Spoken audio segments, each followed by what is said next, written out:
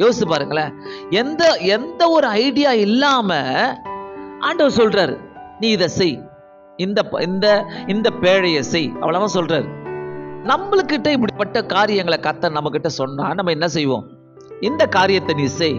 இதுதான் ஆண்டவர் கொடுக்கிற எச்சரிப்பு. இப்படி இரு, இதை செய். நான் தான் அடிச்சு எப்பவுமே சொல்லுவேனே, என்ன சொல்லுவேன்? நீ ஆண்டவர்கிட்ட வந்தாதான் உண்மையான ஒரு ஆசீர்வாதத்தை பெற்றுக்கொள்ள முடியும். ஆண்டவர்கிட்ட வந்தாதான் அவர் வழி காட்டுவார். ஆண்டவர்கிட்ட வந்தாதான் அவர் எச்சரிப்பு கொடுப்பாரு. நிறைய பேர் என்ன நினைச்சுக்கிறாங்க, எச்சரிப்பே கொடுக்காதீங்க ஆண்டவரே. இப்ப அன்னைக்கு நோவாவை பார்த்து கிண்டல் பண்ணவங்க, கேலி பண்ணவங்க, இந்த எச்சரிப்பு எதுக்கு, இதை போய் நாங்க செய்யணுமா, இப்படிலாம் நடக்கணுமா, இப்படிலாம் நடக்குமா, நான் இப்படிலாம் மழை வருமா, இப்படிலாம் தண்ணி ரொம்புமா அப்படின்னு கேலி பண்ணவங்களாம் அழிஞ்சு போனாங்க. இல்ல, அவங்கெல்லாம் இல்ல. சோ என்னைக்குமே கர்த்தர் காணாதவைகளை குறித்து ஒரு காரியத்தை பேசுறாருனாக்கா அதுல நம்ம உட்கார்ந்து சிந்திக்கணும், அதுக்காக நம்ம ஜெபிக்கணும்.